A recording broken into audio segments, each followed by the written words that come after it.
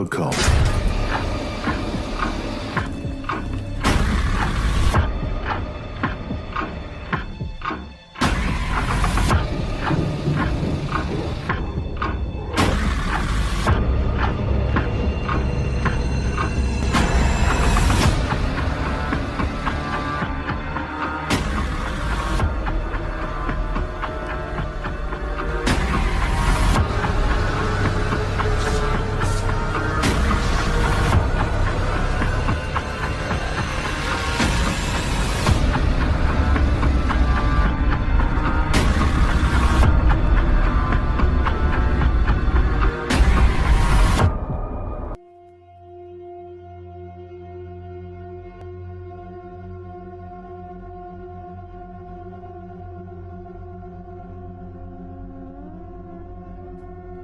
Mendapatkan uang gaib melalui media sate gagak merupakan ciri khas ilmu pesugihan Dewi Lanjar. Dikisahkan, sosok gaib Dewi Lanjar memiliki kekayaan melimpah berupa harta emas batangan dan tumpukan uang yang tak terhitung nilainya. Uniknya, mata uang yang dimiliki Dewi Lanjar ini mengikuti mata uang yang berlaku di alam manusia. Konon, mata uang rupiah, dolar Amerika, dolar Singapura, ringgit Malaysia, dan lain-lain terdapat dalam tumpukan uang yang dimiliki Dewi Lanjar. Itulah sebabnya banyak orang yang berupaya mendapatkan uang gaib tersebut. Mata uang yang diinginkan tergantung peminatnya, asalkan syarat yang diminta Dewi Lanjar dapat dipenuhi, yaitu sate gagak. Sepintas mudah saja menyediakan sate gagak, tetapi dalam kenyataannya tidak demikian. Itulah yang dialami Samsudin. Pengalaman yang saya alami sangat menakutkan, bahkan dapat mengancam keselamatan jiwa saya. Sebaiknya jangan coba-coba mengikutinya, kenang Samsudin yang menetap di kampung Pekalipan, Cirebon. Bagaimana kisah itu terjadi? Mari kita mulai.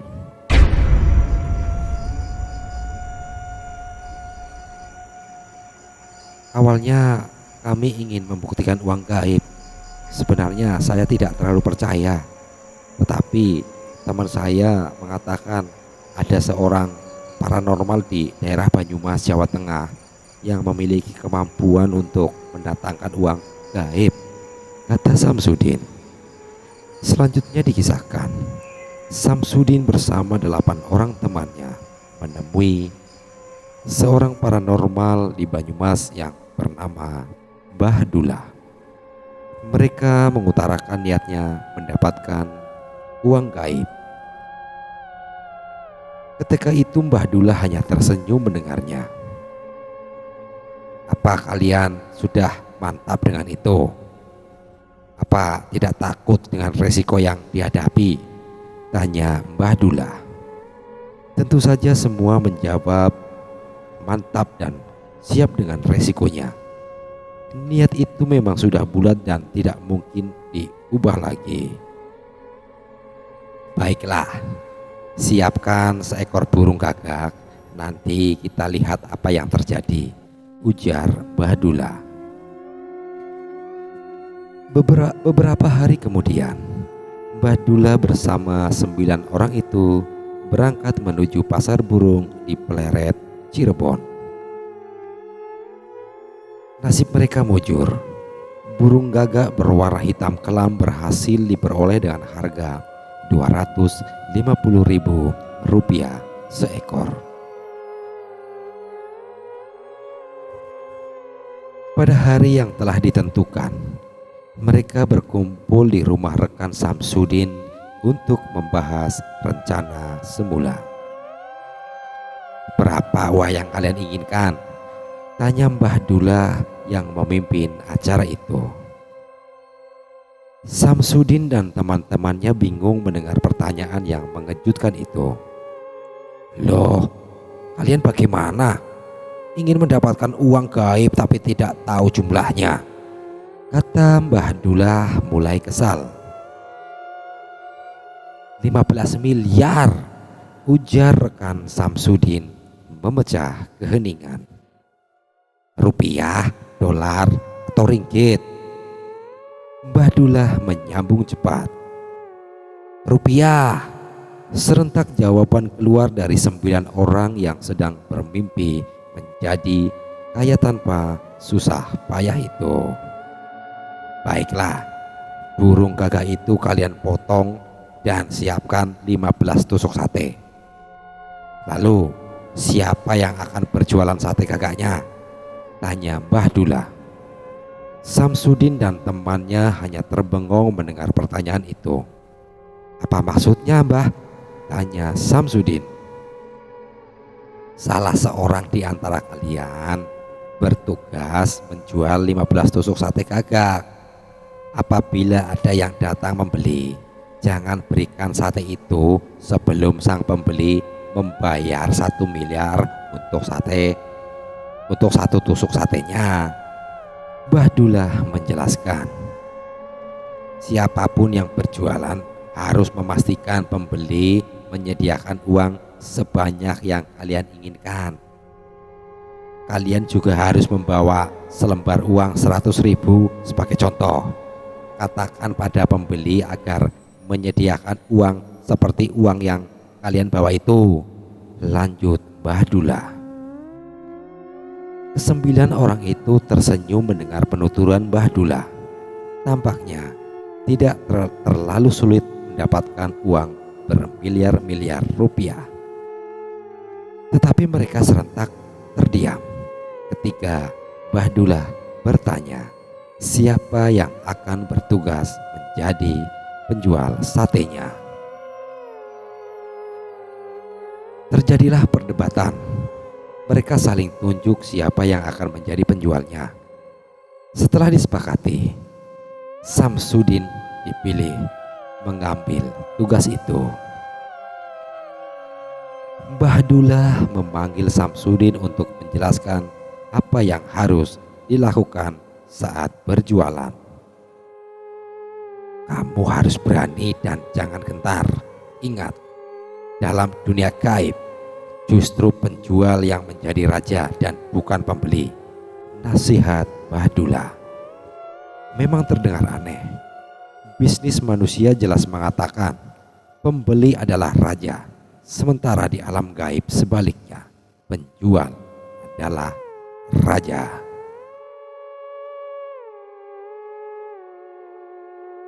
Pada malam Jumat sekitar pukul 9 malam, dengan menggunakan mobil, mereka menuju tempat yang dipilih untuk berjualan sate gagak. Lokasinya di muara sungai Kalijaga, persis di tepi pantai.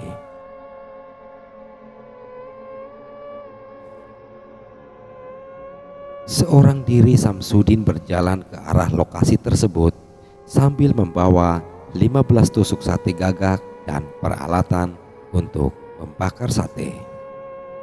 Lokasi tersebut dipenuhi pepohonan lebat dan alang-alang. Sambil berjalan, Samsudin harus membabat alang-alang dengan sebilah parang. Sekitar 1 meter dari tepi laut, Samsudin membersihkan tempat yang akan digunakannya berjualan. Setelah itu, dimulai membakar satu persatu sate yang dipersiapkan. Sementara itu, posisi Mbah Dullah dan teman-temannya berada di dekat mobil yang berjarak sekitar 500 meter dari Samsudin. Mbah Dullah melakukan ritual di mobil tersebut.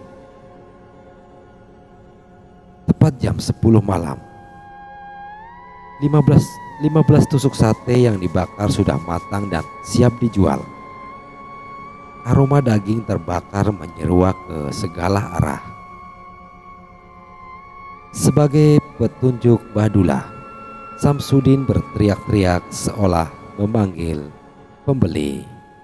Sate gagak, sate gagak, siapa mau beli, siapa mau beli, teriak Samsudin sambil mengacung-acungkan satenya.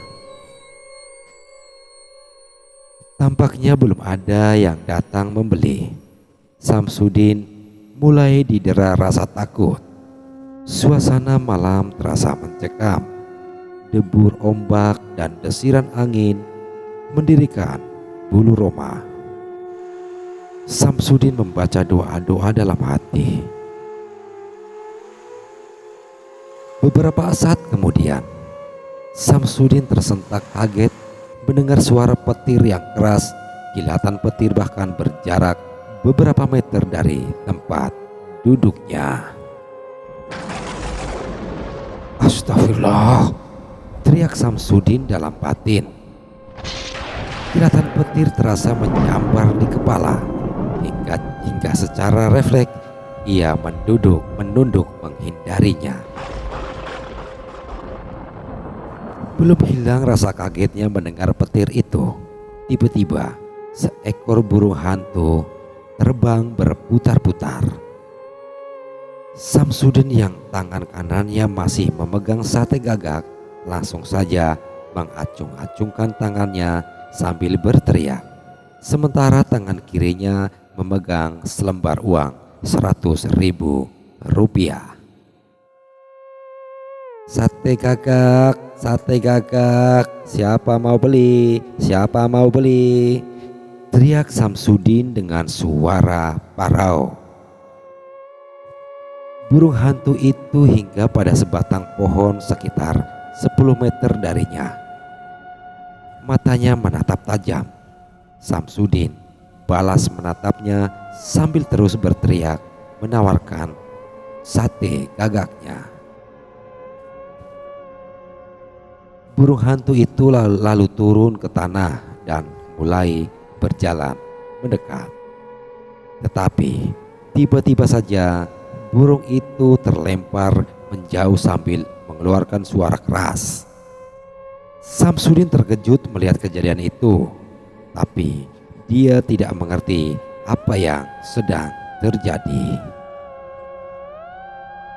Sambil membakar sate gagak agar aroma daging tetap menyebar, Samsudin terus berteriak-teriak memanggil pembeli.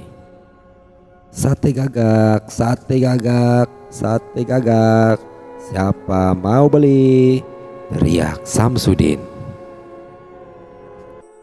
Entah dari mana datangnya, Samsudin tersentak melihat sosok gaib berwujud manusia setengah badan muncul dari semak-semak belukar. Sosok gaib itu hanya terlihat dari dada ke atas. Bagian perut dan kakinya tidak ada. Sosok gaib itu berambut gondrong, berwajah seram, dan matanya merah menyala. Seperti melayang, sosok itu mendekati Samsudin. Anehnya, sosok itu berhenti 10 meter di depan Samsudin. Makhluk dari bangsa jin itu menatap tajam dengan mulut seolah sedang berbicara. Sate gagak, sate gagak, sate gagak, ayo beli sate gagaknya, murah, 1 miliar untuk 1 tusuk, kata Samsudin berteriak sambil mengacung-acungkan sate gagak di tangan kanannya dan uang 100.000 di tangan kirinya. Samsudin berharap makhluk gaib itu datang mendekatinya dan membeli jualannya. Sebagaimana petunjuk Mbah Dullah, Samsudin harus menunjukkan sate gagak itu kepada pembeli. Apabila sang pembeli berminat, maka Samsudin harus pula menyodorkan uang 100.000 rupiah untuk pembayarannya. Tetapi Samsudin heran melihat sosok setengah badan itu tidak juga mendekat. Padahal Ekspresi wajah gaib itu terlihat berminat membeli satenya. Samsudin tidak menyerah. Dia terus berteriak-teriak menawarkan dagangannya. Agaknya pancingan kali ini berhasil. Sosok gaib itu bergerak mendekatinya. Namun tiba-tiba sosok gaib itu mengeluarkan suara lengkingan keras disertai kobaran api. Sosok gaib itu terbakar dan kemudian lenyap. Astagfirullah, teriak Samsudin dalam hati. Dia heran mengapa makhluk itu terbakar. Tetapi Samsudin tetap bertahan. Keinginannya mendapatkan uang gaib sudah bulat, apapun yang terjadi. Samsudin memang kesal dengan teman-temannya yang memilihnya untuk berjualan sate, sementara mereka asik duduk di mobil menunggu perkembangan. Pada saat itu, Samsudin tidak menyadari rekan-rekannya di dalam mobil lari kocar-kacir akibat mobil tersebut diguncang-guncang keras sejumlah sosok gaib hingga terperosok ke dalam parit. Bahkan Bahdullah pun lari ketakutan. Sekitar pukul 2 dini hari, Samsudin melihat pemandangan aneh. Dua buah perahu melaju pelan dari arah muara sungai Kalijaga. Semakin lama perahu itu mendekati posisi duduknya yang hanya berjarak 1 meter dari tepi pantai. Samsudin mengamati kedua perahu itu. Aneh, tidak ada seorang pun di dalam perahu, tetapi Samsudin dengan jelas melihat beberapa tumpukan karung di dalam perahu. Apa isi karung-karung itu? Pikir Samsudin. Setelah Samsudin menghitung, ternyata jumlah karungnya ada 15 karung. Apakah karung-karung itu berisi uang 15 miliar? Tetapi mengapa perahu itu terus berjalan dan tidak berhenti? Tanya Samsudin dalam hati. Kedua perahu itu berjalan di muara sungai dan menuju laut lepas. Deburan ombak seketika melenyapkan perahu itu. Samsudin mulai pesimis sate gagak yang dijualnya akan laku. Tapi dia belum mau beranjak pulang sebelum kedatangan sosok gaib Dewi Lanjar. Dia masih menunggu putri dari bangsa jin yang sangat kaya itu. Menjelang pukul 3 pagi, Samsudin dikejutkan dengan kedatangan seekor buaya putih berukuran raksasa. Lebar badan buaya itu sekitar 2 meter dengan panjang hampir 15 meter. Buaya berbadan besar itu muncul dari dalam sungai dan berjalan terseok-seok mendekatinya. Sate gagak, sate gagak, sate gagak, ayo beli satenya, teriak Samsudin sambil menatap ke arah buaya yang berjarak sekitar 10 meter itu. Kali ini tubuh Samsudin gemetar. Dia khawatir buaya itu akan memangsa dirinya dan bukan sate gagak yang dipegangnya. Lagi-lagi kejadian yang sama terulang. Buaya yang mendekatinya itu terlempar jauh ke belakang. Tubuhnya melayang dan terhempas ke permukaan sungai. Suaranya keras menggelegar. "Astagfirullah!" teriak Samsudin. Beberapa saat kemudian muncul lagi buaya besar dan berjalan mendekatinya. Tetapi buaya itu kembali terhempas ke permukaan sungai. Setelah peristiwa itu, tidak ada lagi kejadian aneh yang dialaminya hingga fajar pun menyingsing. Samsudin berkemas meninggalkan lokasi berjualan dan berjalan menuju temannya yang menunggu di mobil. Dia heran melihat teman-temannya sibuk mendorong mobil yang terperosok di parit. "Hei, apa yang terjadi?" tanya Samsudin. Seorang temannya mengatakan, mobil itu diguncang-guncang sosok kasat mata hingga terperosok ke parit. Beruntung tidak terlalu membahayakan. Mobil pun dikeluarkan dari parit hingga mereka dapat pulang. Di dalam perjalanan pulang, Mbah Dullah bertanya kepada Samsudin seputar pengalaman yang dialaminya. Setelah mendengar cerita Samsudin, Mbah Dullah pun tersenyum. "Tentu saja sate itu tidak laku. Sepanjang berjualan kamu terus melantunkan zikir dalam hati. Dewi Lanjar takut dan tidak berani mendekat," kata Mbah Dullah yang mengaku baru pertama kali ini gagal mendatangkan uang gaib. Menutup kisahnya, Samsudin berkata, "Ini pelajaran buat saya bahwa mendatangkan uang gaib itu perbuatan batil. Buktinya makhluk gaib itu takut dengan bacaan zikir." Demikian cerita kali ini. Sekian dan terima kasih.